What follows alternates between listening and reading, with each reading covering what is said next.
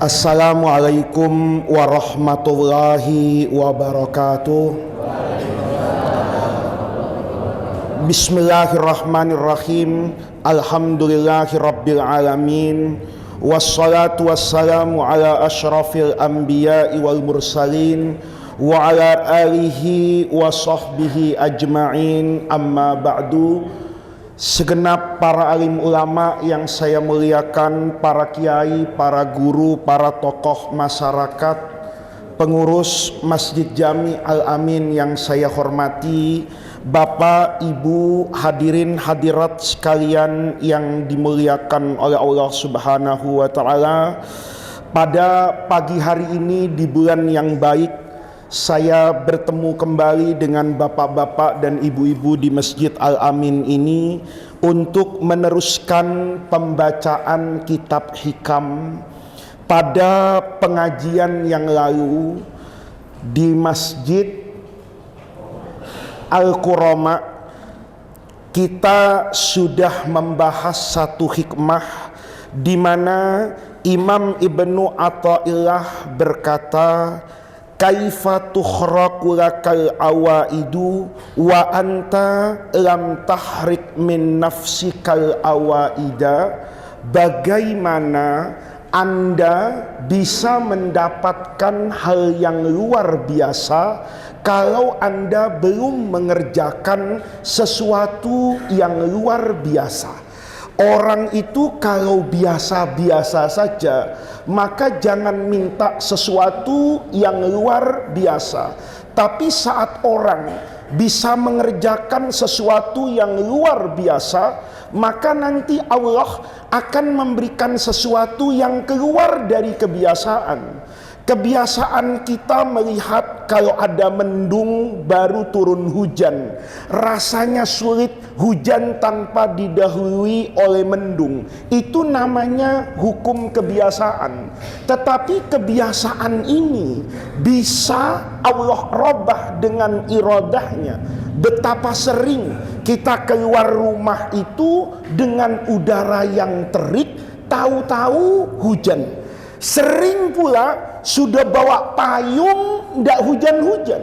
Itu menunjukkan bahwa di dalam hidup itu ada sesuatu yang biasa, ada sesuatu yang luar biasa. Maka kalau Anda ingin mendapatkan hal-hal yang luar biasa, keluarlah Anda dari kebiasaan yang biasa-biasa untuk mendapatkan sesuatu yang luar biasa. Maka kemudian oleh Imam Ibnu Athaillah yang akan kita bahas pada pagi hari ini, apa contohnya orang yang hidupnya itu luar biasa?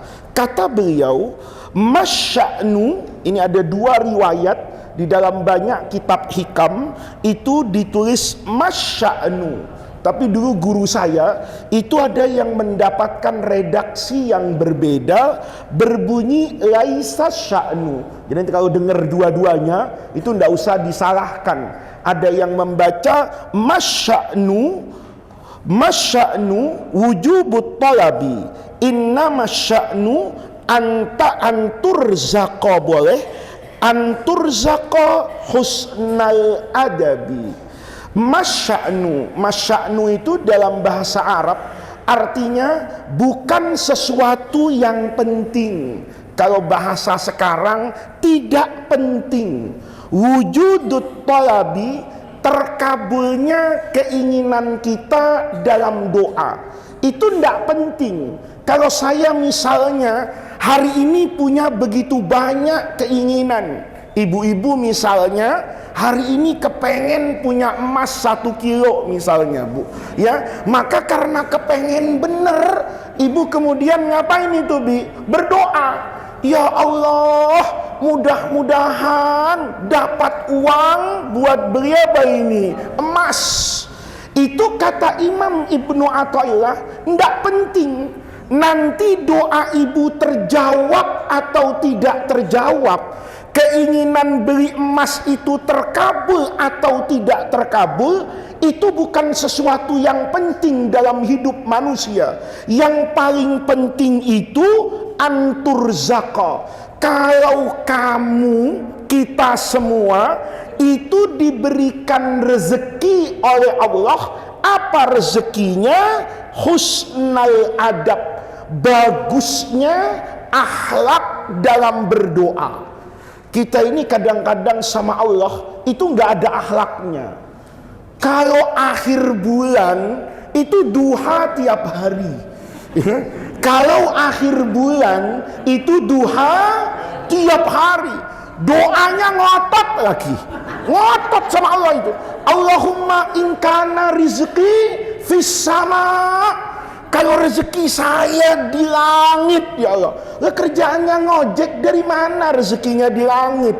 Tapi saking kepengen kaya, itu minta, ya Allah, rezeki saya kalaupun ada di langit turunkan, kalau ada di dalam bumi munculkan. Ya, kalau ibu punya Pertamina nggak apa-apa, memang rezekinya di dalam tanah, minyaknya dibor dulu dikeluarkan. Itu kita saking kepengen kaya, duit itu dicari di mana saja.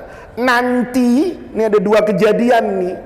Kalau kemudian Allah kasih kekayaan, itu biasanya doanya berhenti, Bu.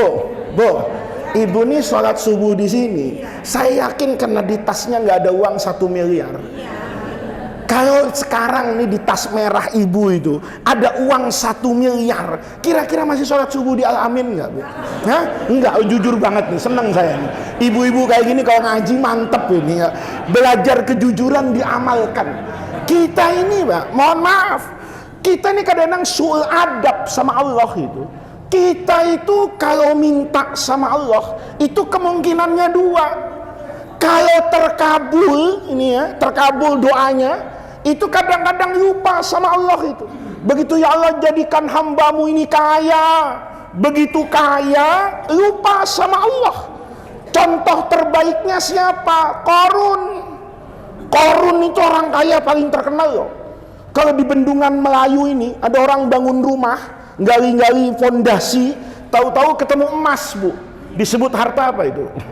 Harta karun. Padahal karun tidak pernah ke sini, tapi setiap ada duit di dalam tanah itu disebut duitnya karun, karena saking kayanya ini orang. Ini orang dijadikan ibrah loh. Dulu orang ini orang yang soleh banget. Kemana Kiai Sofyan Sidik ngaji ikut Qarun ini, ya. Kemana Nabi Musa dakwah, Qarun itu selalu apa itu? Hadir di depan. Solehnya luar biasa. Kata Nabi Musa, ini pas nih kalau jadi orang apa ini? Orang kaya. Orang kaya kalau soleh kan enak. Kayak masjid ini yang saya rasa ini kayaknya banyak orang kayanya ini, karena masjidnya ini bersih, ya, speakernya enak. Kadang-kadang kita speaker itu ngerusak suaranya kiai. Habis pidato satu hari, kiainya langsung apa ini? Serak semua. Kenapa? Speakernya nggak enak. Kalau orang kaya gini kaya, kata Nabi Musa, bagus ini. Maka Qarun tuh dipanggil. Qarun sini, kamu siap nggak jadi orang kaya? Oh, jawabannya pasti siap, gerak. Nggak ada orang yang nggak siap kaya itu, nggak ada. Mimpinya orang semuanya jadi orang apa itu? Orang kaya. Maka kata Nabi Musa, ayo Qarun, saya doakan kepada Allah. Doanya singkat, Allahumma kaya. Begitu dibuka, coba cek dompetnya, masalah ATM lengkap langsung, Pak, ya kan? Kaya betul Qarun itu. Begitu kaya, mulai ini ibarat orang sholat berjamaah, softnya mundur. Biasanya soft pertama, soft kedua. Kata Nabi Musa, kenapa telat? Habis nutup toko di Tanah Abang, ya, macet ke Bendungan Melayu. Alhamdulillah ini Nabi Musa masih soft keberapa ini? Kedua. Nanti soft ketiga, lama-lama makmun masbuk, ya, masbuk 1 rakaat, lama-lama masbuk 2 rakaat, lama-lama masbuk 3 rakaat, 4 rakaat, lama-lama lagi zikir dia baru datang, lama-lama habis doa baru datang, lama-lama nggak datang-datang. Itu siapa itu? Qarun. Allah kasih itu, fakhasafna bihi wa bidarihil arda. Maka Allah hukum Qarun itu yang lupa sama Allah. Allah kasih khusuf itu, likuifasi. Hartanya Korun itu yang asalnya di atas, rukonya di Kelapa Gading itu, ya, apartemennya semuanya itu Allah balik. Yang asalnya di atas bumi, Allah balik masuk ke dalam bumi. Semenjak itu setiap orang nemu duit di dalam tanah disebut hartanya Korun. Jadi ada dalilnya itu di Quran. Nah, Korun itu contohnya. Contohnya orang ini kadang-kadang kalau sudah kaya jadi lupa sama Allah. Atau sebaliknya, ketika doa, ketika sholat, ketika puasa, itu punya harapan syahwat duniawi. Saya kepengen jadi orang kaya. Gimana caranya? Doa sama Allah. Oh, ya Allah, mudah-mudahan kaya, softnya paling depan, rajin ke masjid, cita-citanya jadi gubernur, ya kan? Tahu-tahu begitu pilkada kalah, semenjak kalah tidak datang ke masjid-masjid. Itu ya Allah, suul adab itu sama Allah itu. Calon anggota DPR, ini maulid sekarang sepi nih, tapi tahun depan maulid rame Pak. Karena menjelang pemilihan itu datang semua. Nanti biasanya orang kalau dia berdoa kepada Allah, kalau dia bermunajat kepada Allah, kelihatan mana doa, mana minta. Kalau orang itu minta, begitu nggak dikasih, ada kesabarannya kata orang. Ibu kan gitu toh, minta duit sama suaminya, dibujuk, dirayu, ayo abang, saya udah mesra banget, nggak dikasih juga, dilempar bantal suaminya, ya kan? Kata suaminya, tadi baik-baik, tadi manis, kenapa sekarang ngamuk? Kata istrinya, gimana nggak ngamuk bang? Udah dirayu 3 hari, ya kan? Abang tetep aja kagak kasih itu duit. Langsung dia apa itu? Murtad ini sama suaminya ya, langsung berbalik. Ibu, kita kadang-kadang su'ul adab sama Allah. Kalau kita minta sesuatu tidak Allah berikan, kemudian dengan semena-mena hati kita mengatakan Allah pelit, Allah tidak merahmati saya, Allah tidak kasih saya apa yang saya inginkan. Itu adalah awal bencana keimanan di dalam hati Bapak. Maka di sini kata Imam Ibnu Athaillah, yang penting itu bukan wujudut talab, bukan yang al-matlub, yang kamu minta itu maujud, bukan itu yang penting. Tapi ketika kamu punya begitu banyak kebutuhan dalam hidup, maka kemudian kamu punya tata krama kepada Allah. Apa tata kramamu kepada Allah? Nih, doanya orang sufi itu beda dengan doanya orang biasa. Kalau doanya orang biasa itu biasanya dirinci, isinya tuh jelas. Ya Allah, kalau ibu-ibu ya, suami saya mudah-mudahan rezekinya lancar, mudah-mudahan sudah lancar banyak, sudah banyak berkah, sudah berkah ndak kawin lagi. Nah, itu penting itu ya, itu kata kunci terakhir kan Bu. Coba ibu sekarang suaminya itu biasa pegang duit 100.000, begitu diminta bang uang belanja, ibu dikasih 100.000, mungkin ibu katakan mana cukup. Maka ibu doa, ya Allah mudah-mudahan engkau luaskan rezeki suami saya. Masya Allah diluaskan bener Bu. Yang pegang 100.000 sehari, tahu-tahu pegang 100 juta sehari. Amin nggak? Ntar dulu ya.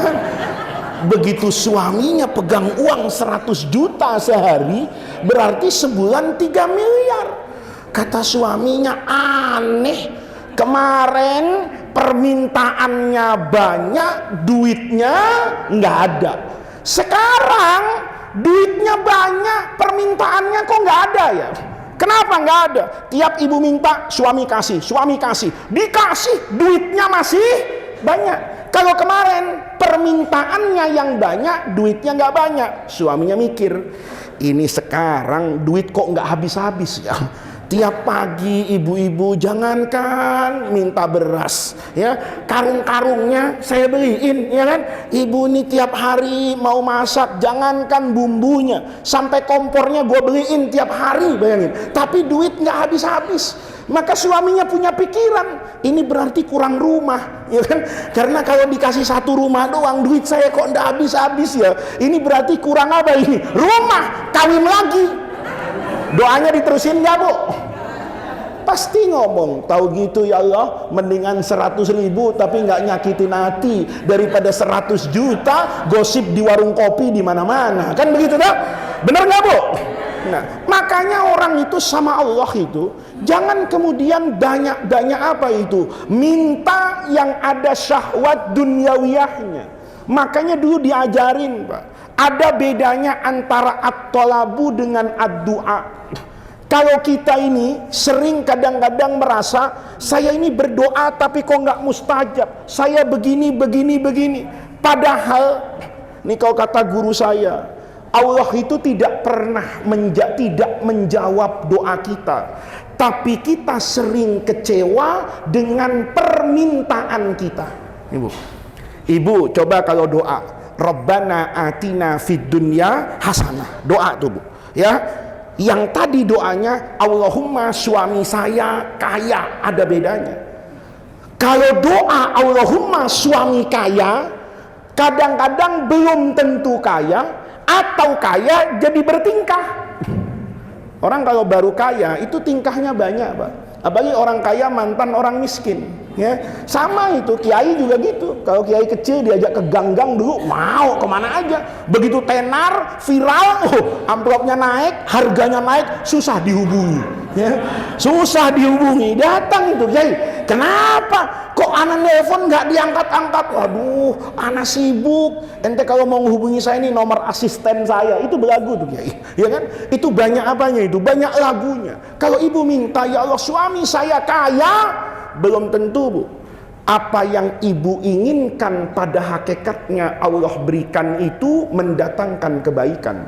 Tapi kalau ibu doa, Rabbana atina fid dunya hasanah, ya Allah, yang pertama saya ngomong Rabbana atina fid dunya hasanah itu karena disuruh Allah. Kalau ibu minta emas itu keinginan ibu. Tapi kalau benar kan? Kalau ibu minta emas, memang ada ayat Quran. Ibu-ibu kalau pagi doa minta emas, ada nggak? Nggak ada. Tapi Rabbana atina fid dunya hasanah itu Quran. Allahnya bicara, Allahnya ngomong. Wa qala rabbukum ud'uni astajib lakum. Kamu tuh doa sama saya. Doa itu kata ulama itu i'lan, adalah pengumuman butuhnya kita kepada Allah, bertawajuhnya kita kepada Allah dalam kehinaan seorang hamba kepada Allah, itu namanya doa. Begitu ngomong Rabbana atina fid dunya hasanah, ibu katakan, ya Allah, Engkau mengajarkan doa ini di dalam Al-Quran, maka saya sebagai hambamu mengamalkan apa yang Engkau perintahkan kepada saya untuk mengulang, membaca dan memohon doa ini. Maka saya mohonkan, ya Allah, berikan saya kebaikan hidup di dunia. Sampai situ stop. Jangan kebaikannya dirinci. Nih kita sering kebaikannya dirinci. Ada pagi doa khusyuk banget, Rabbana atina fid dunya hasanah. Saya tanya, Pak Haji, doa khusyuk banget, baca apa? Rabbana atina fid dunya hasanah. Emang tahu Pak Haji artinya? Tahu. Ya Allah, berikan kepada hambamu yang baik-baik di dunia. Saya tanya lagi, yang baik di dunia itu apa? Oh, rumah di Kelapa Gading. Rumah di Kelapa Gading. Yang baik itu apa? Mobil. Yang baik itu apa? Motor. Itu namanya ngajarin Allah. Itu namanya ngatur Allah. Tapi kalau Bapak bilang yang baik ya Allah, maka kebaikan yang akan datang kepada Bapak itu kebaikan datang dari Allah. Kalau Bapak minta rumah di Kelapa Gading, kemudian Allah kasih rumah di Kelapa Gading, maka rumah di Kelapa Gading itu atas permintaan Bapak. Tapi kalau saya berdoa, Rabbana atina fid dunya hasanah, ya Allah kasih kepada saya yang baik-baik.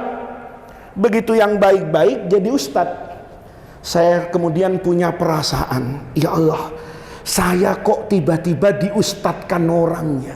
Saya kok tiba-tiba diajak ke Jakarta Utara. Saya kok tiba-tiba diajak sama Al-Mukarram Ustadz Umairah ini ke Rorotan misalnya. Dari mana beliau kenal saya? Bagaimana caranya? Dari pojokan selatan Jakarta berangkat ke utaranya Jakarta. Saya ini kalau lewat Paujor itu ceramah lintas 2 provinsi loh. Beneran ya, di sini DKI kan, Jakarta Utara. Saya mau masuk ke Jakarta Selatan, itu lewat dulu yang namanya Bekasi, ya kan, lewat atasnya tol Cikampek itu. Begitu nyebrang di situ, saya bilang ini provinsinya Jawa Barat ini, ya. Begitu Jawa Barat, saya masuk lagi nanti itu masih Jakarta Timur lagi. Ini ngaji terjauh ini, lintas kabupaten, lintas kota, dan lintas provinsi. Tapi saya kok bisa tahu beliau? Terus saya ngomong dalam hatinya, alhamdulillah kok tiap hari pengajian ini nambah ya. Berarti Allah, jangan-jangan dalam hati saya mengatakan, Allah itu ingin saya itu jadi ustadz. Maka saat itu saya namanya itu berdoa dengan yang baik, ya Allah, berikan yang baik untuk saya. Tahu-tahu jalan untuk jadi ustadz itu dibuka. Maka saya harus bersyukur kepada Allah. Ini rupanya yang Allah bukakan kepada saya. Kalau nanti tahun 2024 Bapak lihat foto saya sebagai calon DPR, itu namanya kufur nikmat. Itu namanya su'ul adab. Kenapa? Nggak puas apa jadi ustadz? Enakan jadi ustadz daripada jadi anggota DPR. Kalau anggota DPR nanti ini tahun depan datang ke masjid-masjid, itu nanti kalau saya ceramah, dia pasti menghadap saya. Apa kurang enak jadi ustadz? Enak mana? Saya dulu punya teman itu mau jadi pilot, Pak. Saya dulu waktu kecil itu kepengen jadi pilot. Tapi waktu Covid, saya bersyukur kepada Allah tidak jadi pilot. Kenapa? Pilot itu bangkrut semua, pesawatnya nggak terbang-terbang, nganggur. Teman saya yang jadi pilot itu jualan roti. Istrinya itu suruh jualan roti online. Jadi tiap hari itu pilot tuh ngutung roti. Alhamdulillah saya nggak jadi pilot. Malah lebih enak jadi ustadz daripada pilot. Pilot itu kalau nerbangin pesawat, berangkat dari rumah pasti bawa duit, Pak. Kalau ustadz terbang nggak pernah bawa duit. Anehnya kalau pulang bawa duit, Pak Ustadz. Ya, itu namanya apa itu? Ya sudah, itu namanya rezeki dari Allah. Itu namanya apa itu? Kita ini harus beradab sama Allah. Jangan kemudian doa itu kita atur-atur. Doa itu ya kita berdoa karena perintah Allah. Allah ngomong apa? Rabbana atina min ladunka rahmah wa hayyi lana min amrina rasyada. Ya Allah, turunkan rahmatmu kepada saya.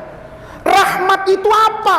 Rahmat itu pada hakikatnya yang mendekatkan diri saya kepada Allah, yang menghantarkan saya kepada ridho Allah. Itu namanya nikmat. Jadi ibu dikasih sakit tapi rajin baca Quran, nikmat. Ibu dikasih duit banyak tapi selingkuh, itu bukan nikmat. Bener nggak, Bu? Jadi ibu dalam hidup itu, nikmat itu nggak boleh diartikan kenyamanan dan kenikmatan hidup di dunia. Ya makanya dulu guru saya itu bilang begini, lau ya'lamul mar'u ma yukhfi zamanu lahu, kalau orang itu tahu apa yang menjadi rahasia di balik perputaran waktu, rubbama, boleh jadi orang itu farro, akan lari mimma tamannahu, dari apa yang dahulu dia inginkan.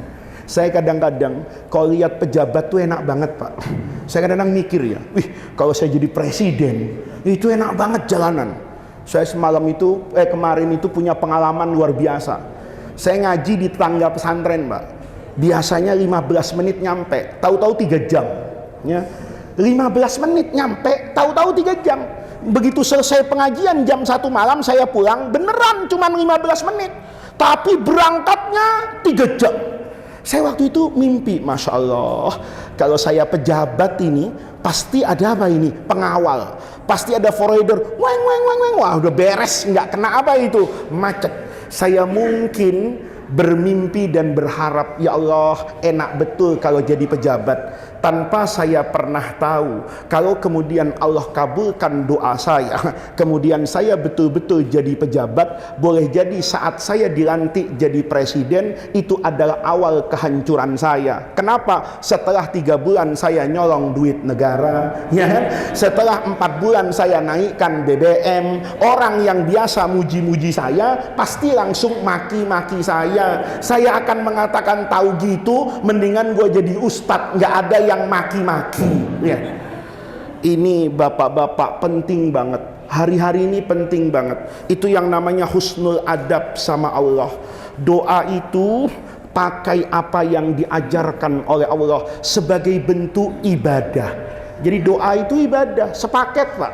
Berdoanya ibadah, nunggu dijawabnya doa itu ibadah, menerima apa yang kemudian menjadi takdir kita itu juga bagian dari ibadah. Jadi kalau bapak minta Rabbana atina fid dunya hasanah, tahu-tahu saya dulu pernah Pak ngelihat ada anak di Mesir itu hafal Quran, solehnya itu luar biasa. Saya punya banyak pengalaman. Ada saya dulu punya guru, ini luar biasa Pak. Hafal Quran, bukan cuma hafal Quran. Kalau sholat itu setiap 3 hari hatam Quran dalam sholat. Saya dulu pernah belum kenal beliau pertama kali itu terawih, kaget betul saya. Rokaat pertama itu 2 surah panjang depan Quran itu, Al-Baqarah ditarik Pak. Saya pikir begitu fangsurna alal qaumil kafirin, ruku enggak, narik surah Ali Imran dibaca sampai apa itu? Sampai selesai ruku. Rokaat keduanya begitu, tarawih dari jam 8 malam. Saya pulang ke rumah mau sahur tuh lari betulan. Kenapa? Saya dulu tahu tarawih panjang tuh di Saudi itu nggak ada apa-apanya, 1 malam 1 juz. Ini 1 malam 5 juz. Bayangin Pak, seminggu hatam Quran itu. Beliau pernah lagi itu kata muridnya, itu sholat seharian, nanti 2 hari sholat 5 waktu, 10 waktu sholat itu hatam Quran. Tapi hidupnya itu miskin. Nah, ada santri yang nakal, separuh pintar separuh goblok. Kata santrinya ini kan orang soleh ya, orang kayak begini ini kan kalau doa kemungkinan dijawabnya kan besar. Kenapa? Nggak pernah ngomongin orang Pak. Dulu zaman itu 20 tahun lebih 20 tahun yang lalu itu koran haram masuk rumahnya. Jadi kalau ada tamu bawa korannya suruh taruh luar Pak. Kata guru saya itu nggak boleh kamu bawa koran. Kenapa? Koran tuh isinya ghibah semua.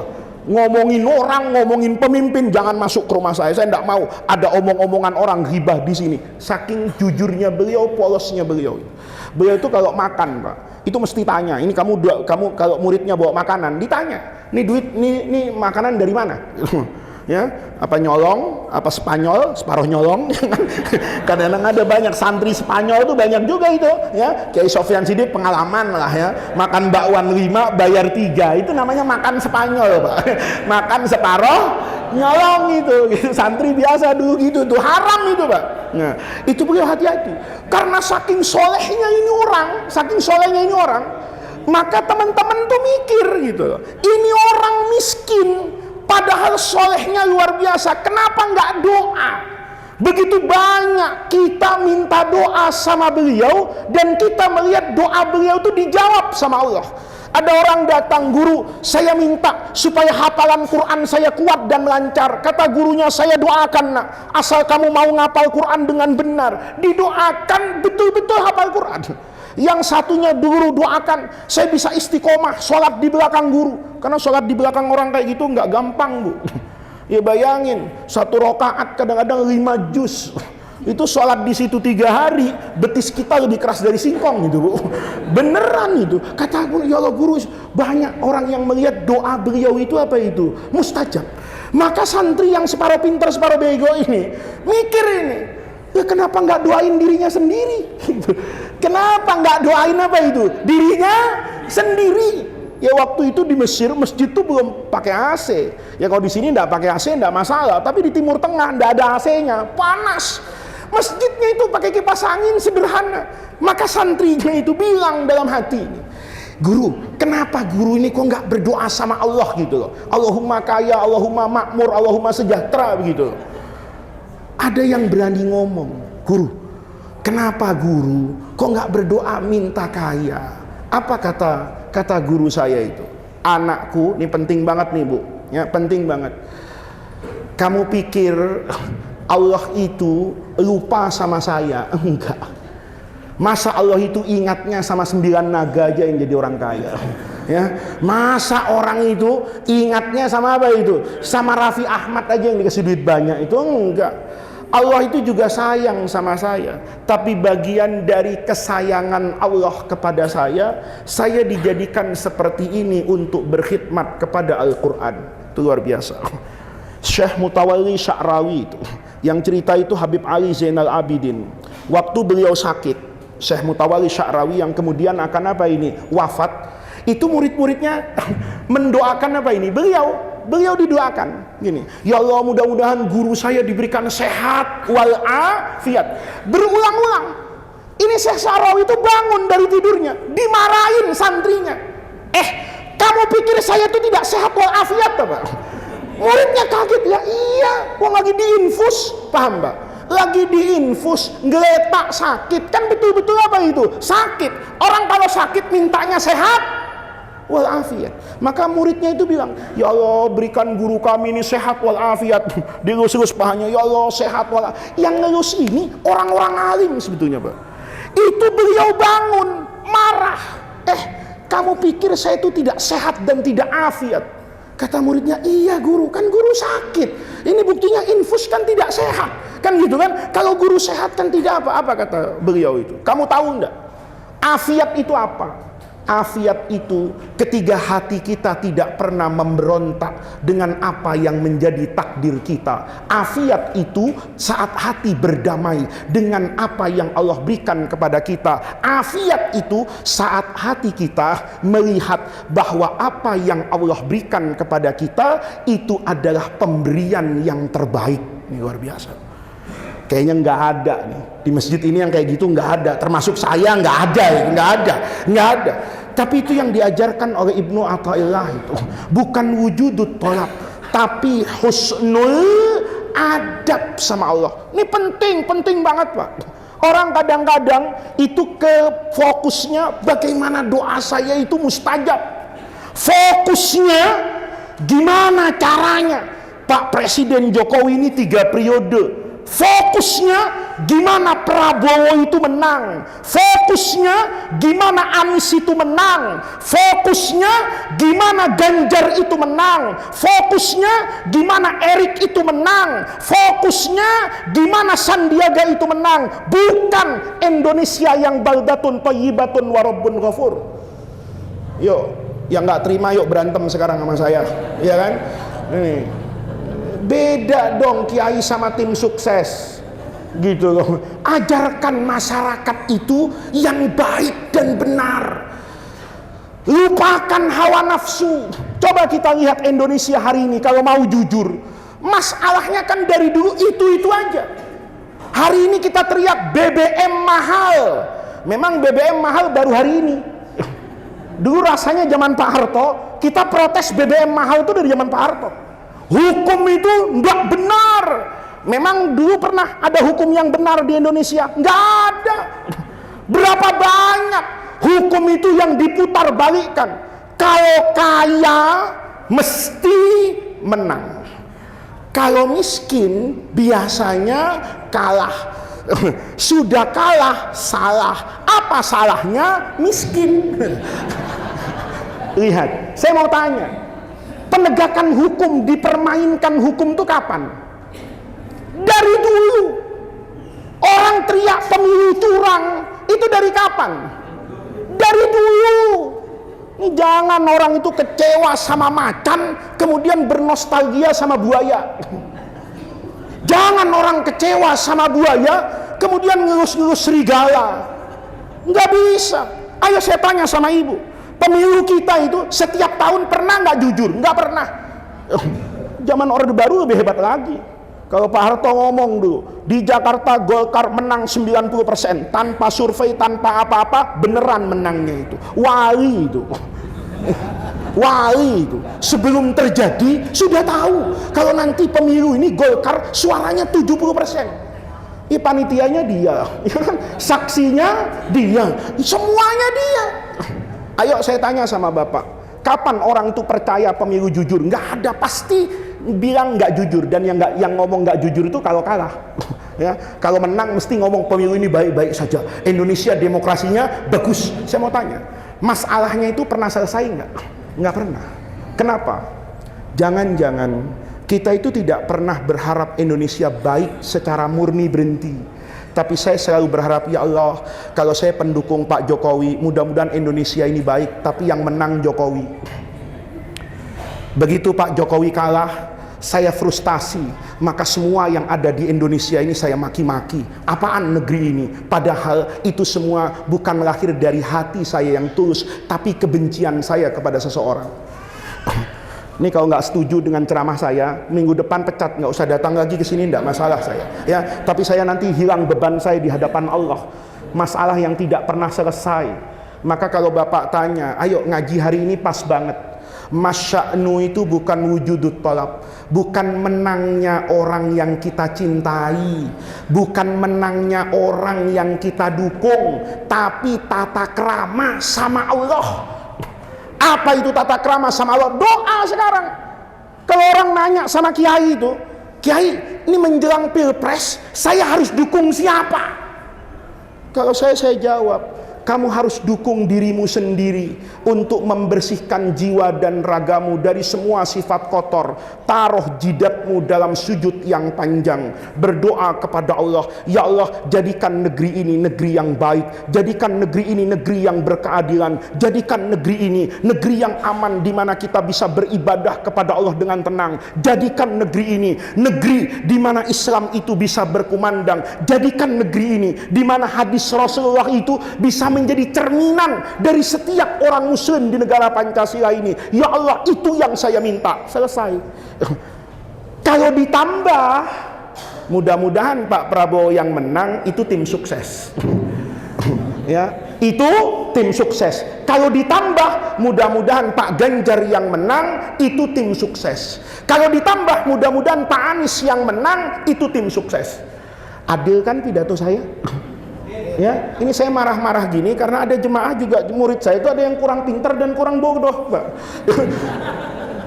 Ada orang nanya sama saya, Gus, kok enggak pernah ya foto sama si A? Saya tanya, memang saya pernah foto sama si B? Gitu loh. Memang saya pernah foto sama si C. Gus, kalau diundang orang, ada yang ini datang, kok enggak pernah datang? Saya tanya, memang kalau B ngundang saya juga akan datang? Sama-sama enggak. Kenapa? Saya hanya ingin, ayo perbaiki, ayo bersihkan, ayo kita minta itu kepada Allah, bahwa Indonesia itu tempat kita sujud kepada Allah. Kalau negeri ini tidak aman, apa kita bisa subuhan? Kalau negeri ini tidak sejahtera, apa kita bisa ngaji hari ini? Ayo, bukan sekedar wujudut talab, tapi yang lebih penting husnul adab. Jangan atur Allah itu. Sayyidina Umar itu orang yang mau bunuh Nabi, hari ini dimakamkan di samping Nabi. Berapa banyak ulama awal hidupnya berantakan, nanti jadi orang yang solehnya luar biasa. Baca Al-Qa'nabi itu, gurunya Imam Malik itu di Madinah itu asalnya Pak preman pasar beneran. Al-Qa'nabi itu ngelihat Imam Az-Zuhri itu kan, kata dia waktu masih premannya, ngelihat ini kiai kemana-mana itu siapa ya? Kata temennya, lo nggak bakalan tahu, lo preman, ya kan? Itu ahli hadis, gurunya Imam Malik bin Anas di Madinah. Siapa namanya? Muhammad bin Syihab Az-Zuhri. Dikejar, Bu. Kalau Allah mau, ini preman ngejar kiai. Begitu sampai di depan Imam Az-Zuhri, kok Nabi itu dengan gaya premannya narik tali kekangnya Kiai. Ibarat motor, kuncinya diambil, Pak. Berhenti Kiai, begal nih. Ya. Niatnya itu aneh-aneh. Tiba-tiba dia minta, saya harus dikasih hadis